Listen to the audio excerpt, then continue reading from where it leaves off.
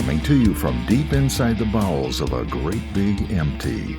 Get ready for another episode of The Home Defense Show with Skip Coryell. And that was Golden Glenn, the official announcer of the Home Defense Show, and I'm your host, Skip Coryell. Author of 22 books, Marine Corps veteran, founder of the Second Amendment March, proud father of 7, grandfather to 19 and counting, and as a special bonus, I'm also madly in love with my own wife.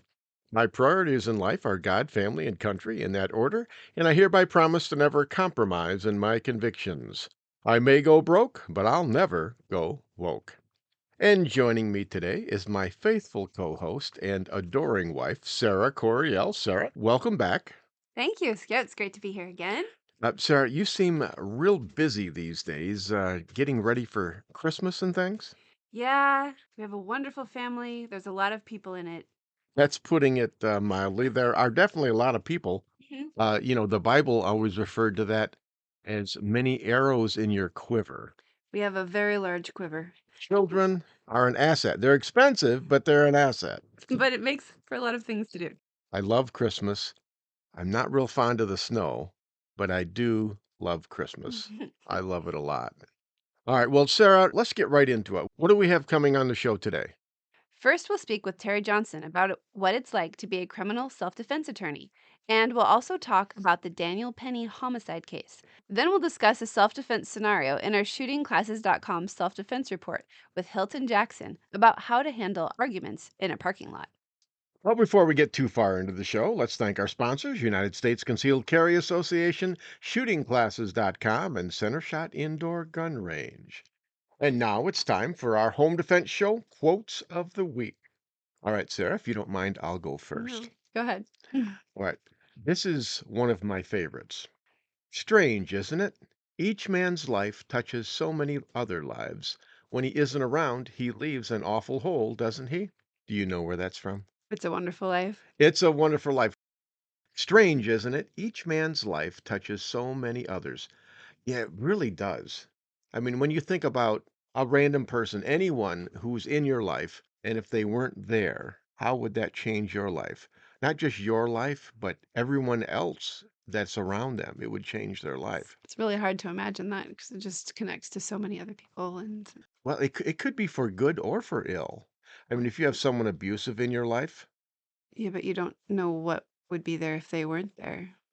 that's true. We don't have a crystal ball that we Mhm. look into. But certainly there are people in my life that if they hadn't been there, it may have been a good thing. Yeah. But God uses all the things, the bad and the good. He somehow makes something beautiful out of everything. Well, folks, just think about that for a little bit. The people in your lives and how important they are. So, Sarah, what's your quote this week? My quote is from William Shakespeare, a play called Measure for Measure. I didn't actually know about this play, but I found the quote and I had to look up where it came from. It says, Virtue is bold and goodness never fearful. I like that. That could have been one of my quotes. It could have That been. sounds more like me than you. Well, we're I married. think we've swapped things around. This week, I think, You're yeah. more of a Clarence the Angel kind of guy. I think that your quote from this week probably ties in with our Home Defense Show Hero of the Week. So tell us about the Home Defense Show Hero of the Week. You're going to like this one, folks, because our hero this week is a Marine Corps veteran, and he's none other than Daniel Penny from New York City. I am partial to Marine Corps veterans. You can probably guess why. Semper Fi to all my Marine buddies out there. Sarah, why don't you go ahead and tell us about Daniel Penny? Okay. Daniel Penny makes an astounding statement about his actions on Subway after jury acquittal. Marine veteran Daniel Penny said that he could not have lived with himself if he had avoided taking action on the subway after Jordan Neely threatened passengers. Penny made the comments on Fox News after he was acquitted in the controversial case from New York City.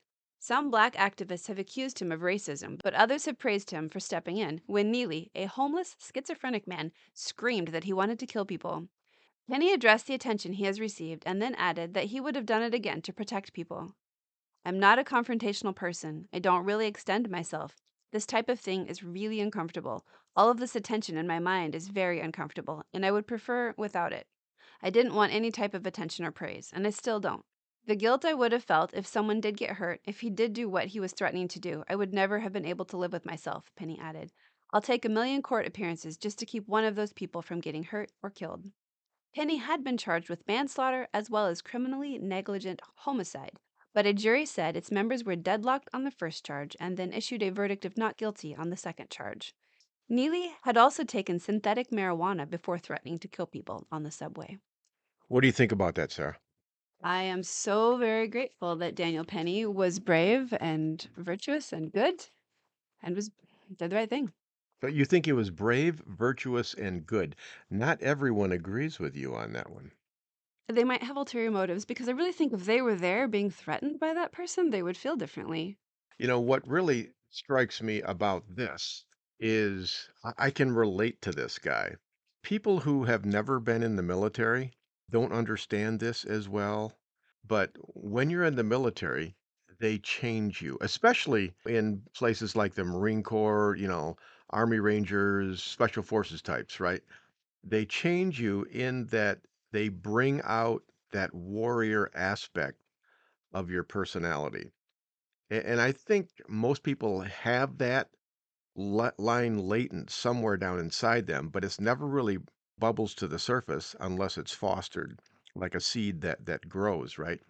But in the Marines, they don't really teach you to back down from There's no retreat. That's no, total no, home. it's like that quote from Chesty Puller, Colonel Chesty Puller, he's surrounded, in Korea in Chosin Reservoir.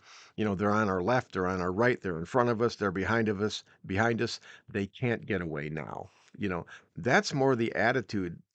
And they preach that in the Marines, and they just build you up so that when you face conflict, the fight or flight mechanism, we don't really have a flight mechanism. It's more of a fight mechanism. But this guy, Daniel Penny, he was very virtuous. He put himself on the line, injected himself into something that was potentially dangerous to other innocent people. And for me, I believe that I have the moral responsibility to protect and defend other innocent people. And if I don't do that, then I'm either selfish or I'm a coward. And Complicit. Some of the people who stand around and take pictures while other people are getting hurt, yeah, you're complicit. yeah, that's a good way to put it, Sarah. I like Daniel Penny. The guy is awesome, and we're going to talk about him more in segments 2 and 3 with criminal self-defense attorney Terry Johnson, because he's got some opinions on it too that I think are worthwhile. One of the things that I've noticed over the past 5 years or so is that the far left will take people like this Neely fellow and try and turn him into something that he's not. They try and make him the hero when he's really just a, mentally ill person, schizophrenic, a drug user, violent. It seems to be 180 degrees out of phase. This is the bad guy, Yeah. and that they're trying to turn him into a victim and a hero. And Daniel Penny, the good guy, the hero who did something to try and save people, is being demonized by the far left. They accused him of criminally negligent homicide. Yeah, Really? yeah. Well, when in reality he should be given a medal. Yeah. I think that when Donald Trump gets into office, he might give this guy a medal. It would Huh? not surprise me a That bit. would A- be a beautiful And I think that gesture would encourage other good people to stand to up. stand up and say, "Hey, I will protect and defend." Because this show, it's all about the protector defender lifestyle. Yep. But when they do this to people who protect and defend other people, it's like, I don't have money to defend myself in court. Exactly. But if you have United States Concealed Carry Association, you've got. Coverage. That's right. Absolutely. All right. Well, Sarah, enough of that. Okay. What do we have coming up? All right. Coming up next, we'll speak with Terry Johnson about what it's like to be a criminal self defense attorney, as well as his opinion on the recent Daniel Penny trial outcome. Then we'll discuss a self defense scenario in our shootingclasses.com self defense report with Hilton Jackson about how to handle arguments in a parking lot. In the meantime, God bless and stay safe because we will be right back.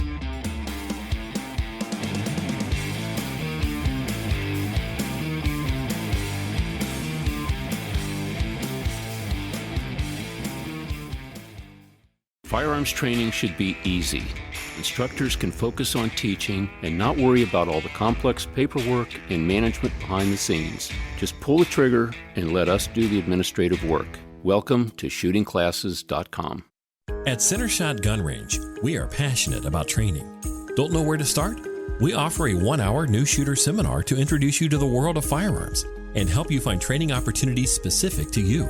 Concealed carry, home defense, firearm safety, AR-15, private one-on-one training, custom training, or maybe you're on a security team looking to protect your church or business. We even offer weekday morning and evening classes.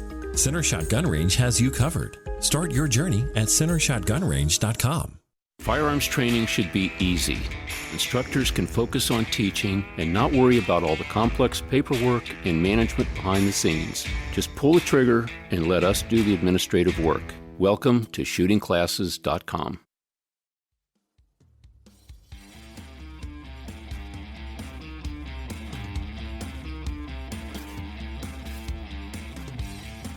The mere sound of his voice makes women swoon and men storm the gates of hell. Welcome back to the Home Defense Show with Skip Coryell. And that was the beautiful and sultry voice of Golden Glenn, the official announcer of the Home Defense Show. Folks, we live in a dangerous world, and I want you to be able to protect and defend the ones you love. And that's why I have this show. It's my way of empowering you to accomplish one of your primary jobs in life. You are a protector and a defender. All right, listeners, before we get too far into the show, don't forget to check out our sponsors, United States Concealed Carry Association, shootingclasses.com, and Center Shot Indoor Gun Range for all your training and equipment needs. Without our sponsors, this show wouldn't be on the air, so we thank you all. And now, I'd like to welcome a good friend of mine, Attorney Terry Johnson, to the show. Terry, you're a longtime friend. You're an excellent self-defense attorney and a staunch advocate of the right to keep and bear arms. So, Terry, welcome to the Home Defense Show. Thank you so very much. It's always a pleasure to speak with you, Skip. And like we were talking before, I'm glad it's radio and not over cameras. That way, we don't have to look at each other. Well, this is radio, so you can say anything you want to about your looks. You can say, "Hey, I'm 6'4". I'm good looking, eloquent, and no one will know the difference." Well, yeah, that's true. You're right, but yeah, but no, Just Skip, don't it's say it under always, oath. there you go. It's always a pleasure to be on with you, and thank you for having me back. All right. Well, Terry, first, where do you practice law? What's the name of your business? Well, it's the law office of Terry L. Johnson, located in the state of Michigan. However, if need be, we will definitely look to take self-defense cases outside of the state of Michigan. We do self-defense and all other criminal matters as well. Ah, that fascinates me. I mean, I study crime, self-defense, all of that because, of what I teach, pistol tactics and concealed carry and all of that. So it fascinates me. The criminal mind fascinates me. Society fascinates me. All of this stuff. But I sometimes I wonder, being a criminal defense attorney, what are the good parts and what are the bad parts? Well, that's a great question. The good parts are you really get to help people that are in need.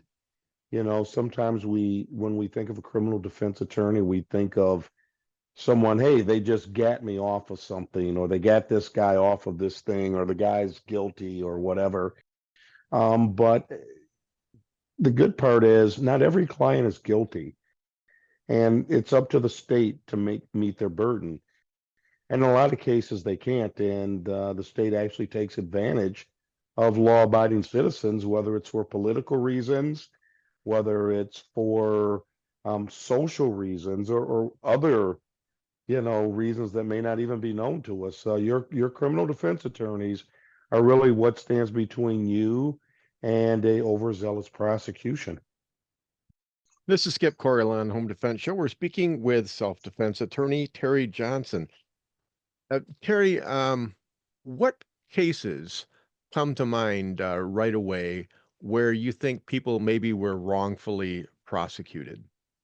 Well, I'll tell you, a good friend of mine and a good friend of yours, Attorney Dean Greenblatt, who's also out of the Metro Detroit area.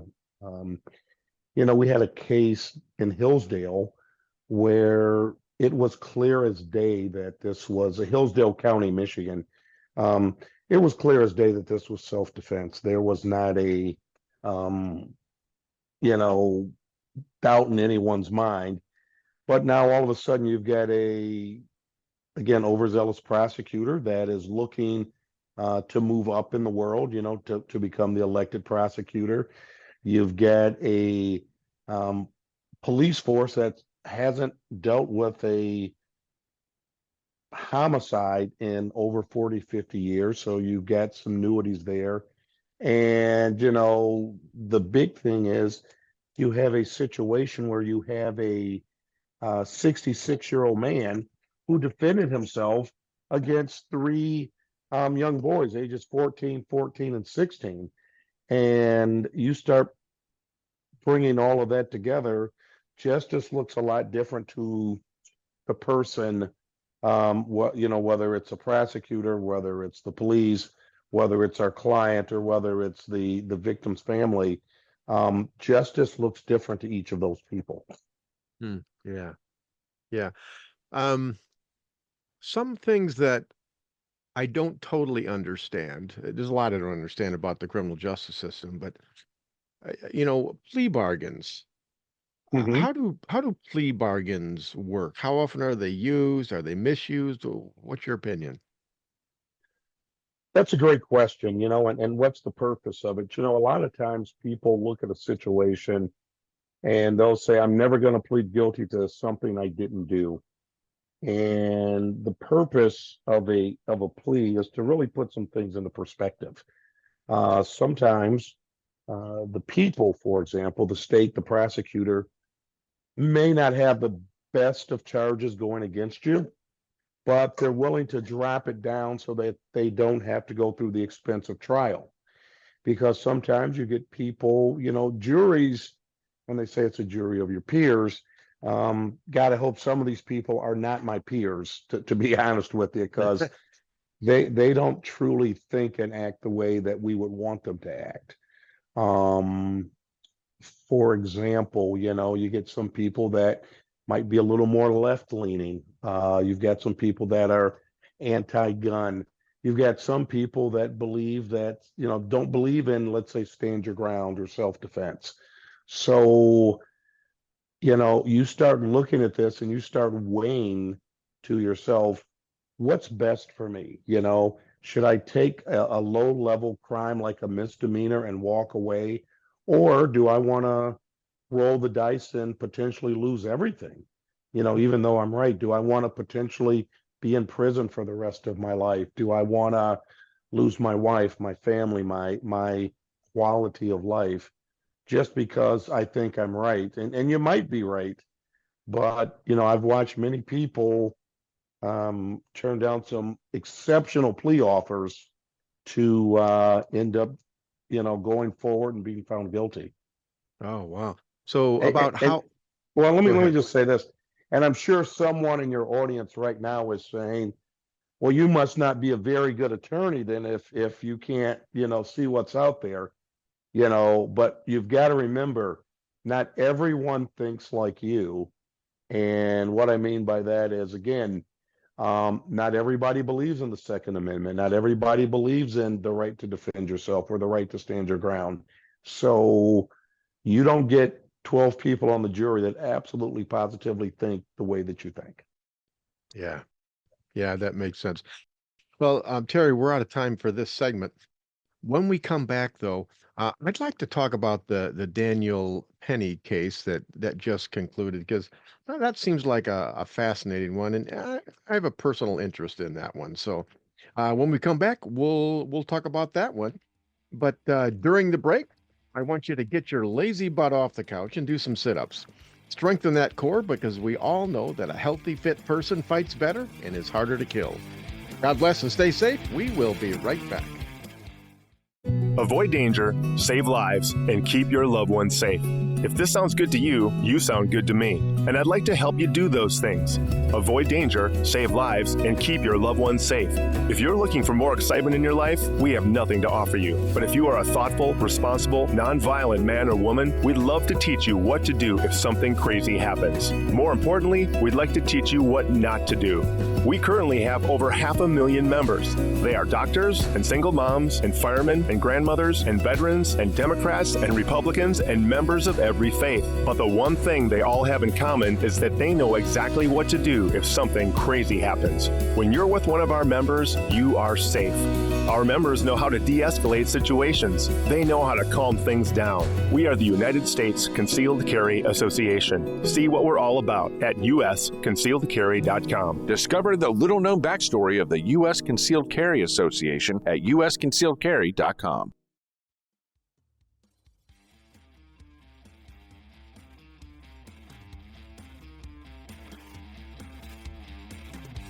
Liberals hate him, small children fear him, but God keeps on loving him anyway.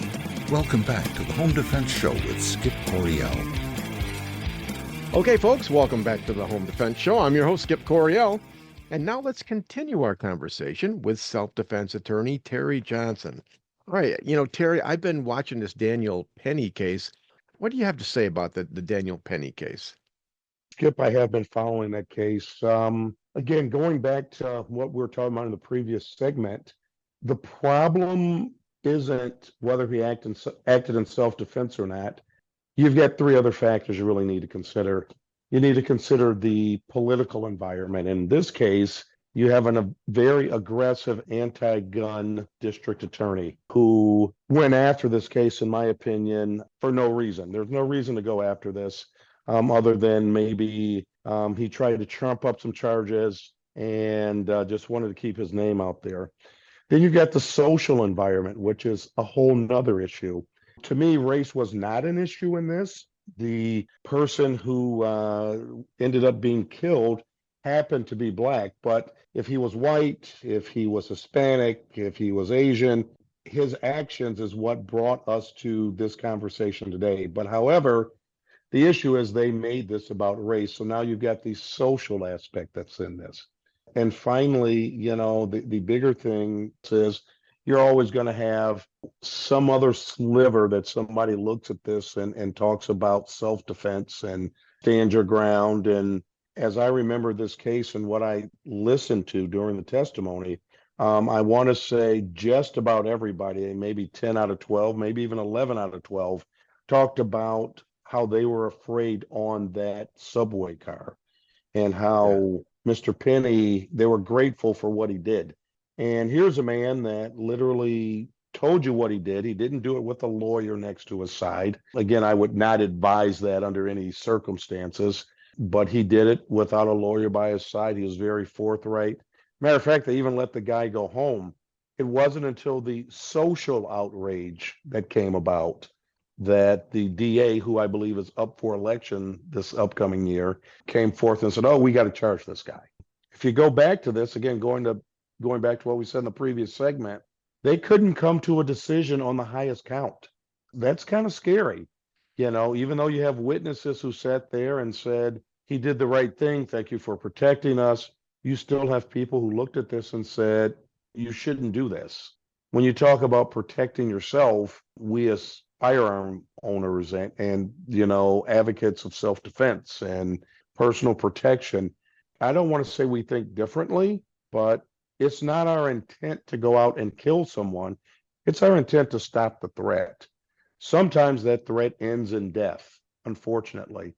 And a lot of people don't see that. They see someone has died and they don't understand the actions of either person. And that's what causes a huge void in where we're going in this country. So in hindsight, did he make any mistakes, Daniel Penny, as far as his interaction with the police, what he did on the subway?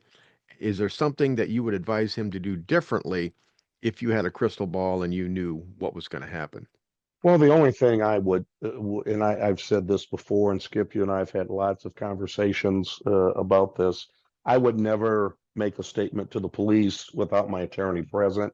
I was with the Michigan State Police last night with a client, and the interesting thing is he said to me, wow, I did nothing wrong, but they really made me feel like I was guilty. They made me feel like, I was the bad guy in this. And he wasn't. And we have a tendency to want to explain things. And sometimes when we go too deep into an explanation, it opens other doors. So to answer your question, first of all, talking to the police without an attorney, never ever do that. I don't care how innocent you are, that's never a good thing.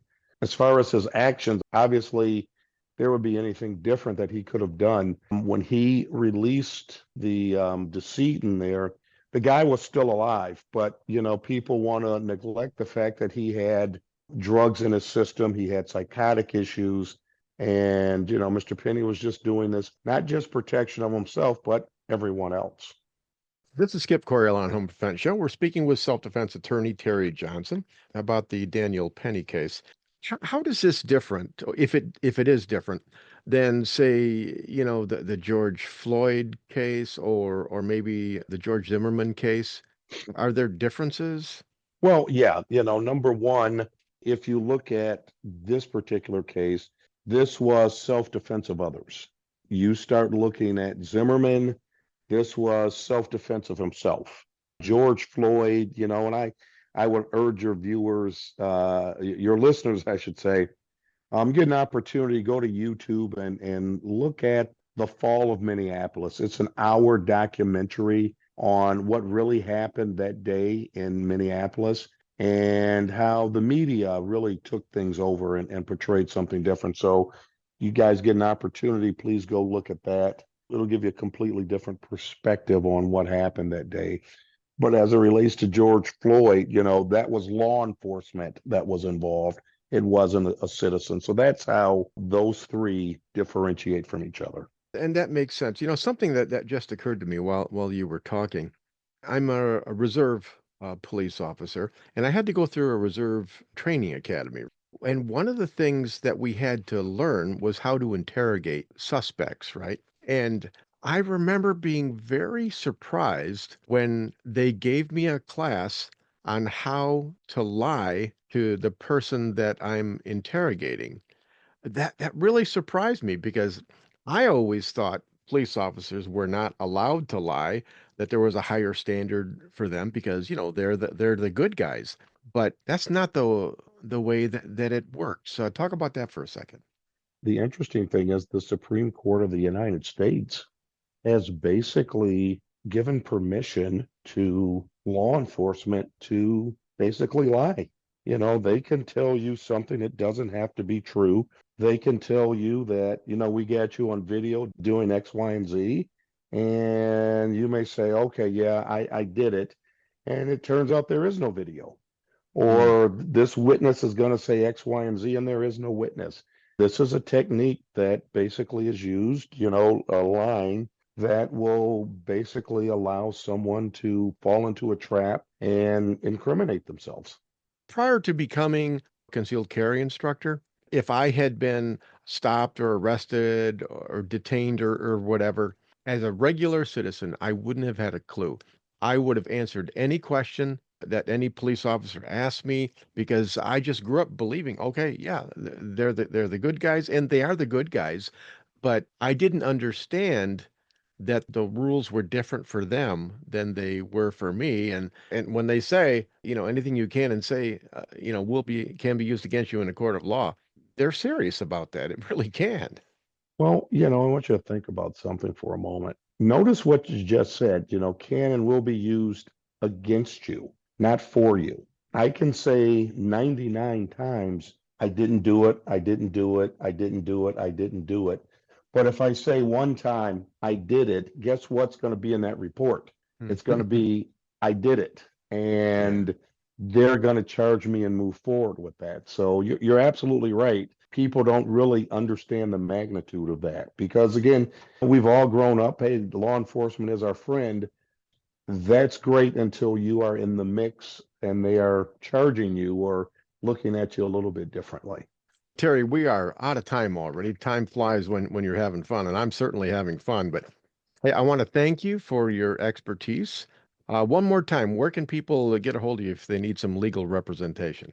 The law office of Terry L. Johnson here in Michigan, and feel free to reach out, call, and we are here to help you in any way we can with any matter that you have where you are being accused of a crime, whether it's self-defense or even a speeding ticket. Terry, thank you for being on the Home Defense Show today.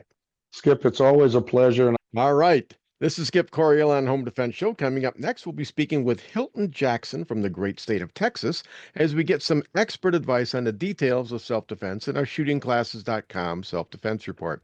All right, folks, now it's time to inspect your everyday carry gun to make sure it's safe and in good working order. So triple check to make sure it's unloaded and fill strip it down and give it a good cleaning. And finish it off with a light coat of oil to prevent rust. God bless and stay safe. We will be right back. Firearms training should be easy.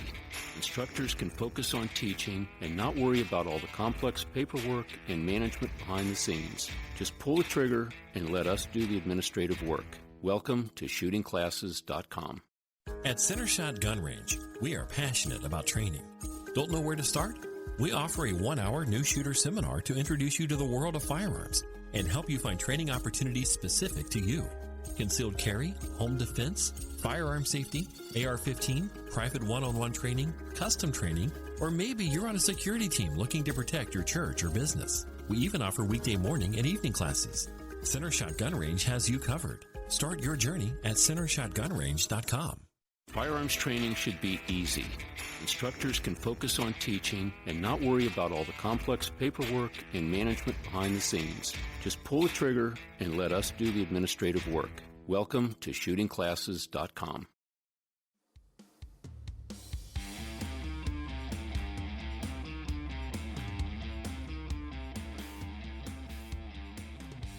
He's old, he's cranky, his back hurts, and he can't remember where he put his car keys. But his mother still loves him. Welcome back to the Home Defense Show with Skip Coriel. And that was the beautiful and sultry voice of Golden Glenn, the official announcer of the Home Defense Show, and I'm your host, Skip Coriel.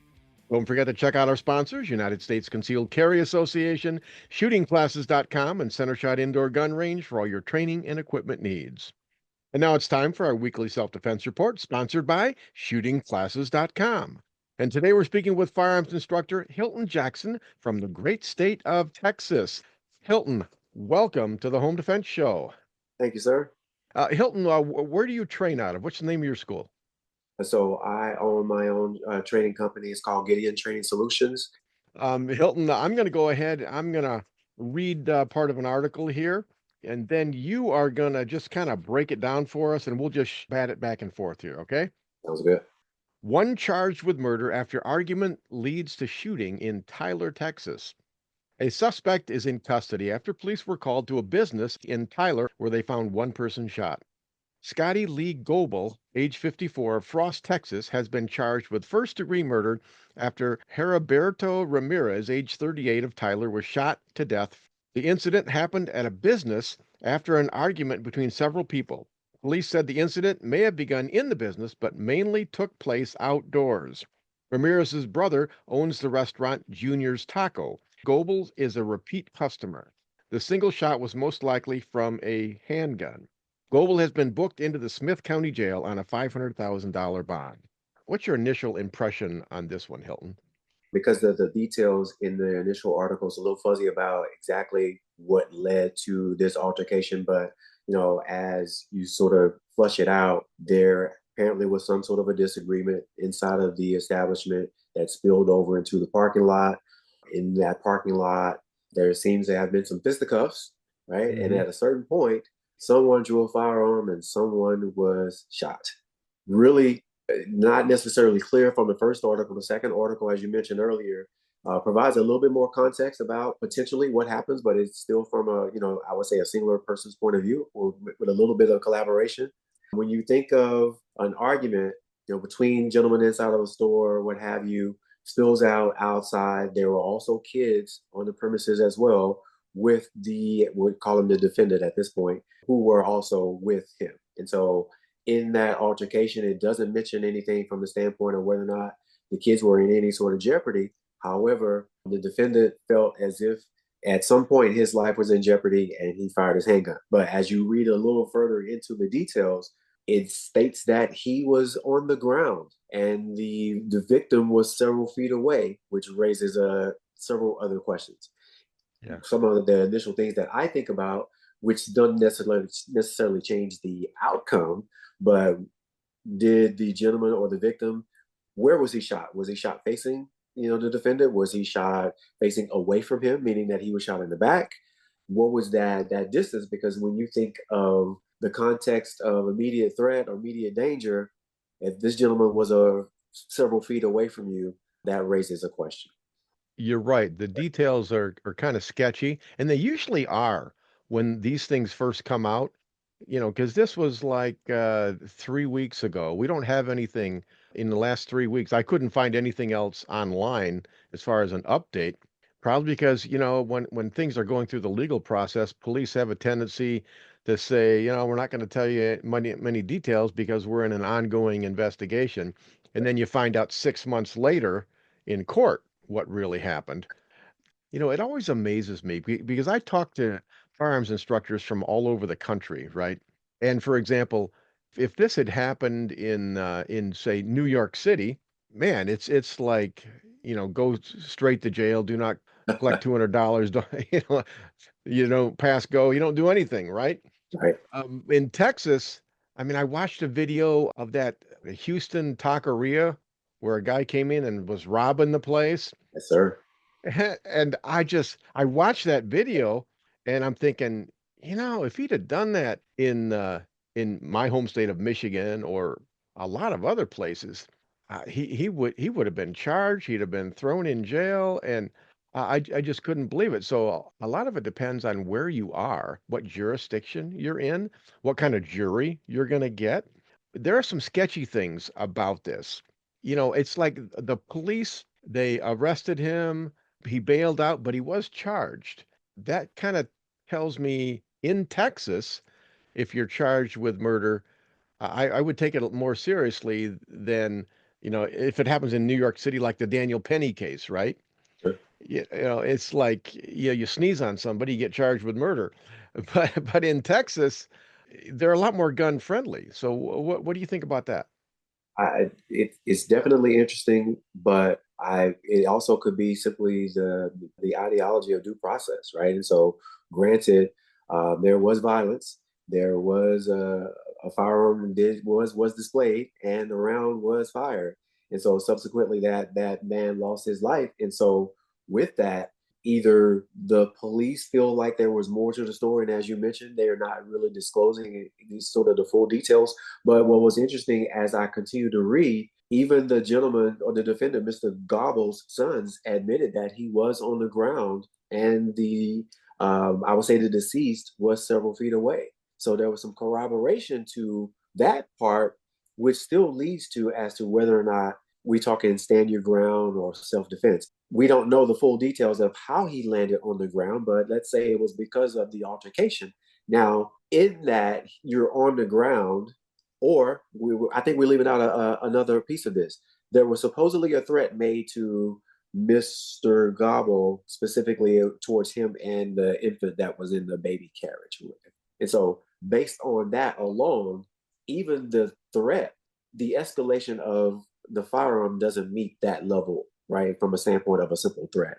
And so I'm poking holes trying to sort of really ascertain as to why he was released. But again, maybe it was just a process, the ideology of simple due process. Yeah, I agree with you. There was a little bit of an age disparity. The victim was 38, Correct. the shooter was 54. That can make a difference. Yes, sir. Not all 54-year-olds are created equal, but Yes, sir. without having a picture, we really don't know if that was a factor at all.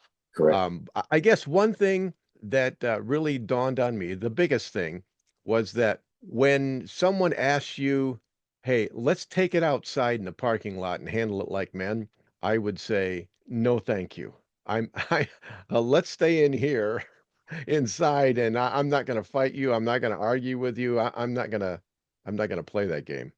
I think, as a person that will carry a firearm, there's a level of accountability, right? So at that particular moment, perhaps only he knew he was the person that was carrying a firearm, right? And so some of this could easily dwindle down into a pride scenario. Let's say, right? Let's remove the age barrier. Let's remove everything else, and you get into fisticuffs with the gentleman, and he gets the advantage of you in front of your kids. Oh yeah, ego. And, right. The pride and the ego says, I cannot let that stand.